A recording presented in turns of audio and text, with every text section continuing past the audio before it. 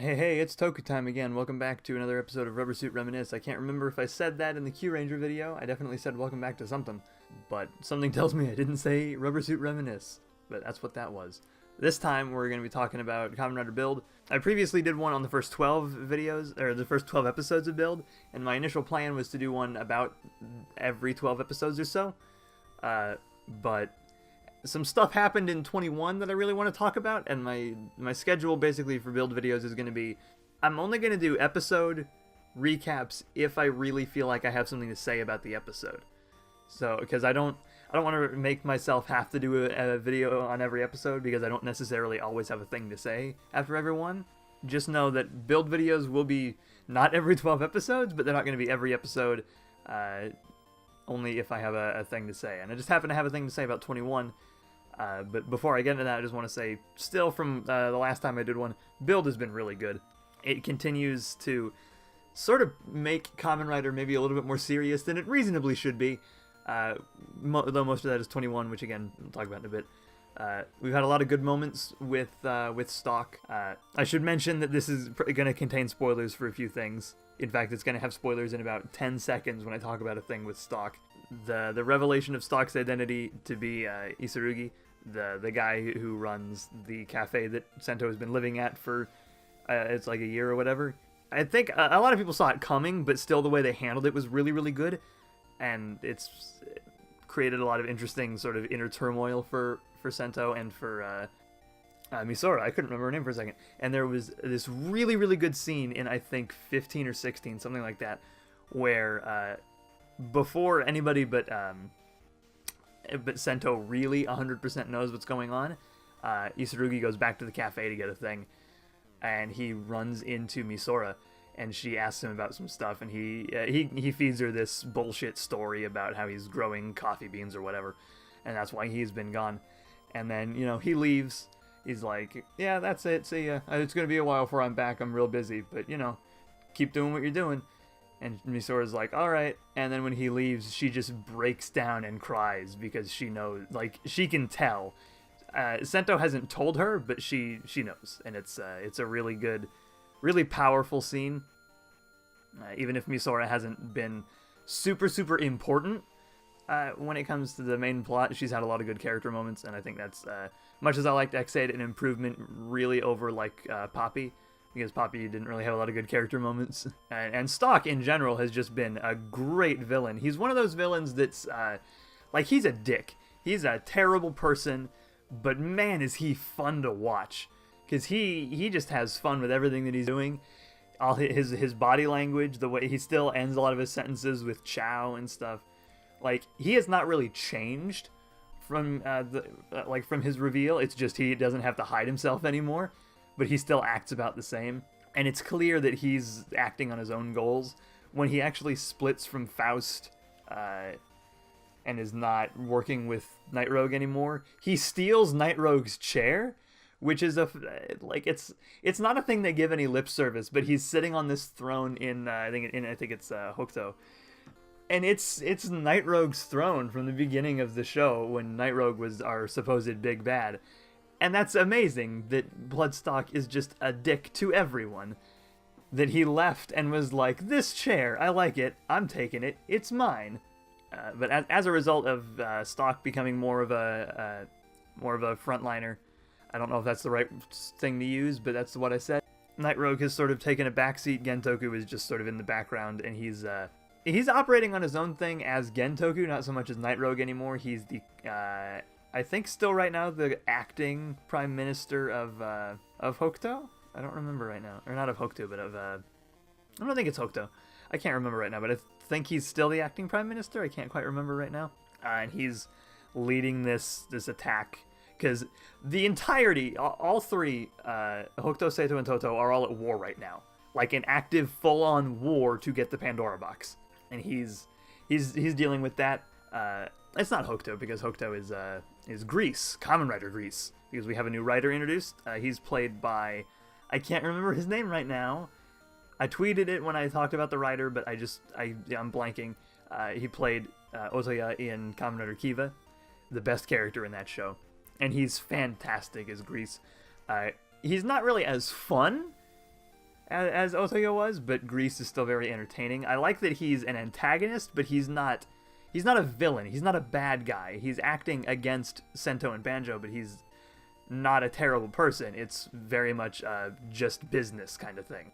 And he's accompanied by the Hokuto 3, who are just these 3 goofballs who are smashes, and the way they sort of operate is like Dopants in Kamen Rider Double, in that they use they're not always, because every Smash before this has been a person who is mutated and that's it. They are a Smash now. They can be cured, but they're otherwise a Smash forever. The way these ones work, they're called hard smashes, which is a little bit silly, is that they they basically insert the full bottles into their bodies, and they transform into smashes, like the Dopants did in Kamen Rider Double, drawing more comparisons to Double with Build. And they've been entertaining. They're very much sort of comedic, but they've made actually good villains against Sento and Banjo, especially when they become the Hazard Smashes, and they actually are more powerful and able to stand up against Sento and Banjo, and they lead to a really good moment in episode 21. We're finally going to talk about 21, the whole reason I'm doing this video.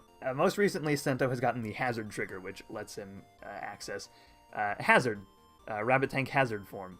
Although Hazard works for a bunch of things, which is and it's basically this almost all black, just amazing looking suit. It looks so good, and it's one of my favorite things. It's an upgrade that has a drawback. Way too many times we've had riders given upgrades that they can use with no repercussions. It happened in Ghost, where Takeru got Grateful and Mugen, and none of which had any drawbacks. And you can do an upgrade without drawbacks, that's fine. But an upgrade with drawbacks is really cool. Similarly with Ghost, when they introduced Deep Spectre, they implied that Makoto would have to battle, sort of do this sort of battling within himself to make sure he doesn't lose control or whatever, because it's this wild possessed icon or whatever, and they sort of got rid of that in the first episode. A really good example of that is with Putotira in Kamen Rider O's, how Eiji would actually go wild with that, like he could not control himself.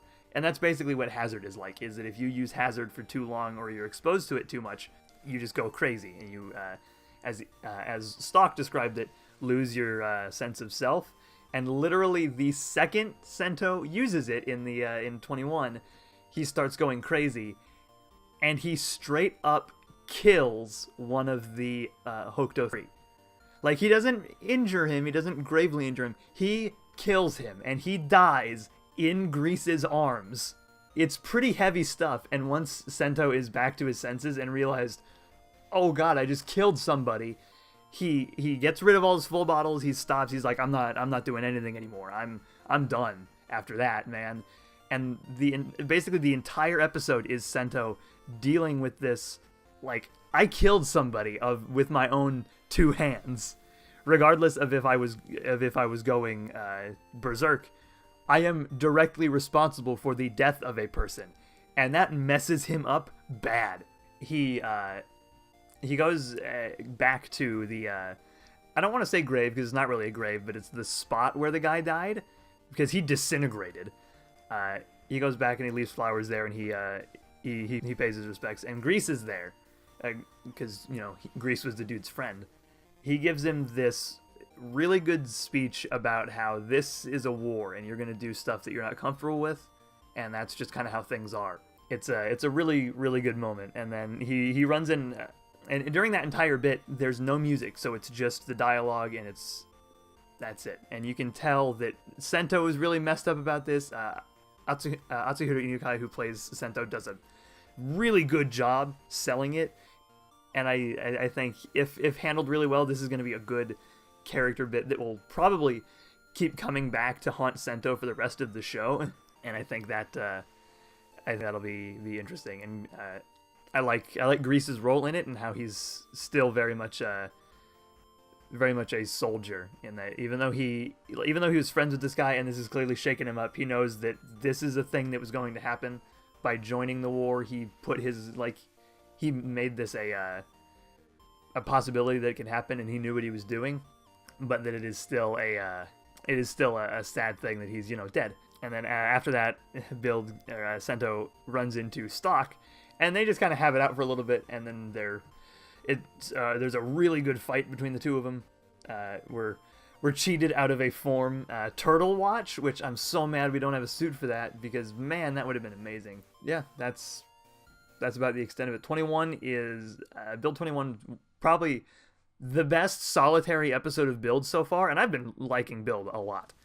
I just still don't know if I like it more than Xaid, because I really liked Xaid, probably more than I reasonably should, but it's real good, and it continues that tradition of the writers that have never written Toku before continue to be the best at it.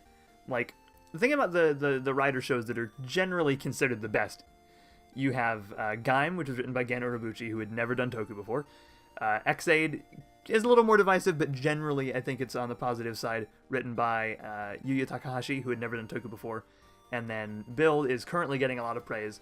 I don't remember the name of the writer off the top of my head, but also has never written Toku before.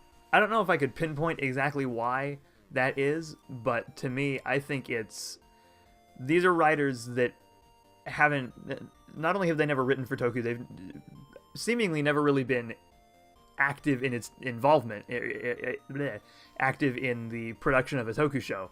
So they aren't really familiar with they're not familiar with the tropes, they're not familiar with the writing conventions, they're not familiar with all the stuff that has to be done immediately or whatever. So they just sort of write it like they would a normal show, and it comes out a lot better on the other end. Riku Sanjo also was kind of that way. I don't think he had written for a writer before Double, and Double is one of my favorites.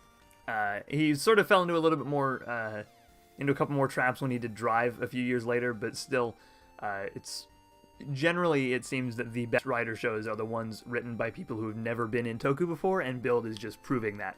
It's handling a lot more serious themes, which I don't know if they wanted to do that, and that's why they switched time slots, or if they just switched time slots because they didn't want to have to compete with some of the early morning anime that airs around the same time as Rider and Sentai used to.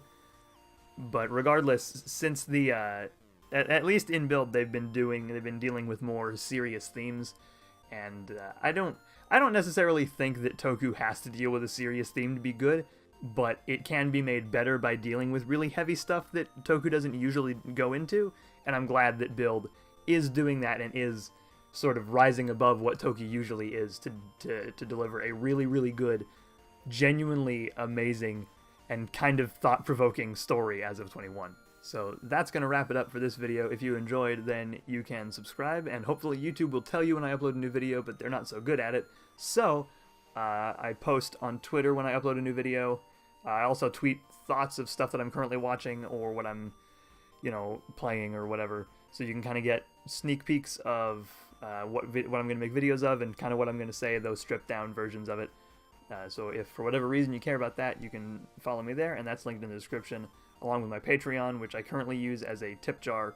So if you like my content and want to give me a couple dollars to support, then you can do that, but you don't have to. It's just a thing that's there if you feel like it. Alternatively, you can check out some of the other stuff that I've done. Up on the left, you'll have the previous video that I did, which I'm not sure what it is right now. And on the right, you have another video, which I don't decide until I upload the video. So it's a surprise for me, but you know what it is. It's probably Toku related, just because. That's all for now, and I will see you guys next time.